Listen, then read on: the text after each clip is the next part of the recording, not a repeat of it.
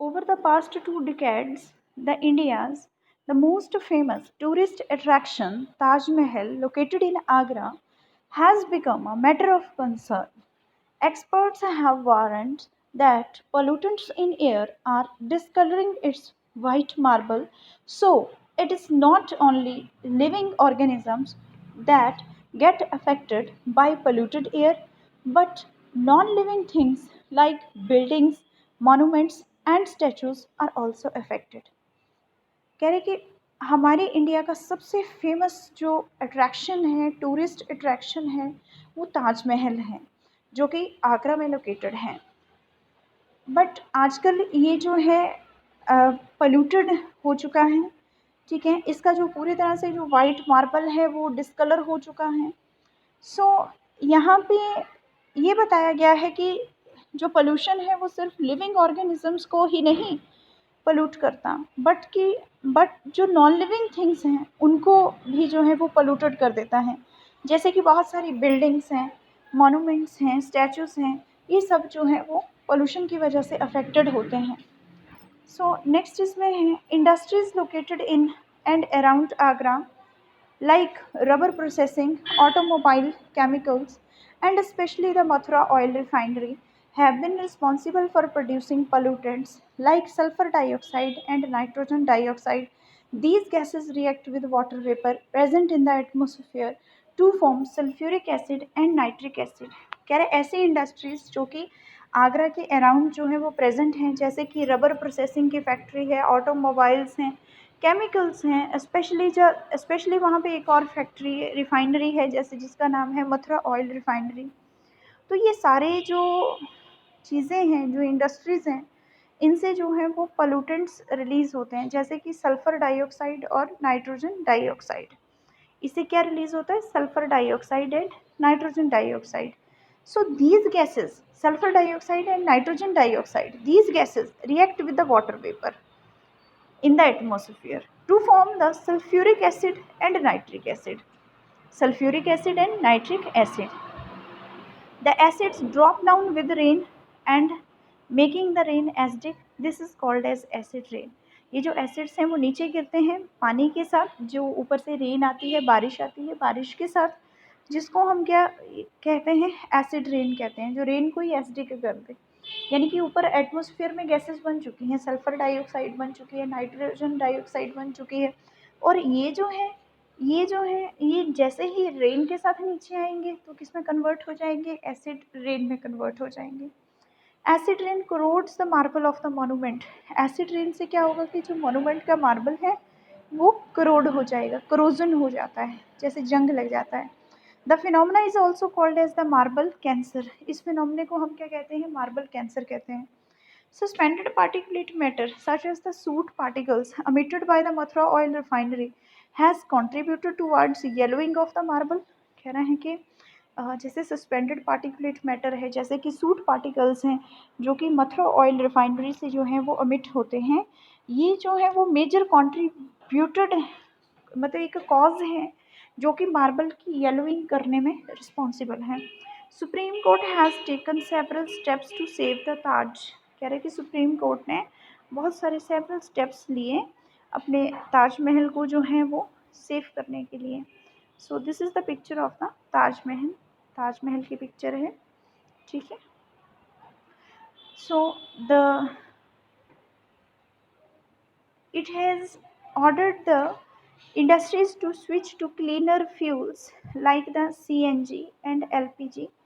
कह रहे हैं कि जो ऑर्डर था वो ये था इंडस्ट्रीज़ को कि वो जो है वो क्लीनर फ्यूल को यूज़ करें, जैसे कि वो CNG को, कंप्रेस्ड नेचुरल गैस को यूज़ करें, LPG को, लिक्विफाइड पेट्रोलियम गैस को यूज़ करें। Moreover, the automobiles should switch over to unleaded petrol in the Taj zone। और तो जो ऑटोमोबाइल्स थे उनको जो डायरेक्शन थी वो ये थी कि वो जो है पेट्रोल में जो है वो लेड एक केमिकल होता है, लेड केमिकल वो ना हो। ठीक है, लेड केमिकल होता है। कह रहे कि ताजमहल के अराउंड जितने भी जो हैं वो ऑटोमोबाइल्स चलेंगे, उनमें जो है ताजमहल के अराउंड जितने भी ऑटोमोबाइल्स चलेंगे उनमें जो है जो पेट्रोल यूज़ होगा वो कौन सा होगा, अनलेडेड पेट्रोल यूज़ होगा। Discuss with your elders and see what they have to say about the condition of the Taj 20 or 30 years ago. Try to procure a picture of the Taj Mahal for your scrapbook. कह रहे कि अपने जो elders हैं उनसे देखिए कि 20-30 साल पहले जो था वो ताजमहल का पिक्चर जो था वो कैसा था। नेक्स्ट उसके बाद है greenhouse effect. Greenhouse effect, you know that sun rays warm the earth surface. आप सब जानते हैं कि सन की जो रेज हैं वो किसको वार्म करती हैं, अर्थ सरफेस को वार्म करती हैं। अ part of the radiation that falls on the earth is absorbed bye it. आप सब जानते हैं कि सूरज से निकलने वाली किरणें जो हैं वो धरती की सरफेस को जो है वो वार्म अप करती हैं। रेडिएशंस का कुछ हिस्सा जो है जो धरती के ऊपर पड़ता है उसको जो है उसका एंड इज़ रिफ्लेक्टेड बैक, और उन रेडिएशंस का कुछ हिस्सा जो है वो रिफ्लेक्टेड बैक हो जाता है स्पेस में। So a part of the reflected radiation is trapped by the atmosphere. कुछ रेडिएशंस का हिस्सा जो है उसको एटमोसफियर जो है वो ट्रैप कर लेता है। The trapped radiations further warm the अर्थ। जो ट्रैप्ड रेडिएशंस होती हैं वो दोबारा से अर्थ को जो है वो वार्म कर देती हैं। If you have seen a green house in a nursery और एल्सवेयर, कह रहे कि आपने अगर देखा है ग्रीन हाउस को नर्सरी में, ठीक है, recall that sun's heat is allowed to get in. आप आप याद करें ज़रा कि जो सन की जो हीट है वो सीधी ग्रीन हाउस के अंदर चली जाती है। In what is not allowed to go out. The trapped heat warms the greenhouse. जो अंदर आ चुकी होती है ग्रीन हाउस में रेडिएशंस, उनकी वजह से ग्रीन हाउस जो है वो गर्म हो जाता है। The trapped heat warms the greenhouse. Trapping of radiations by earth atmosphere is similar. कह रहे कि जैसे रेडिएशंस को जो है वो ट्रैप कर लिया जाता है अर्थ एटमोसफियर के द्वारा, ठीक है, उसी तरह से जो है वो ग्रीन हाउस इफेक्ट होता है। Without this process life would not have been possible on the earth. कह रहे कि ग्रीन हाउस इफेक्ट के बिना हमारी जो लाइफ है वो पॉसिबल नहीं होती है अर्थ के ऊपर। But now it threatens life. But आजकल जो है वो ग्रीन हाउस इफेक्ट जो है वो लाइफ के लिए एक बहुत बड़ी थ्रेटनिंग बन चुका है, क्योंकि कार्बन डाइऑक्साइड गैस जो है वो रिस्पॉन्सिबल है इसके लिए। You know that carbon dioxide is one of the components of the air. आप सब जानते हैं कि कार्बन डाइऑक्साइड गैस जो है वो एयर का एक कंपोनेंट है। You have also studied,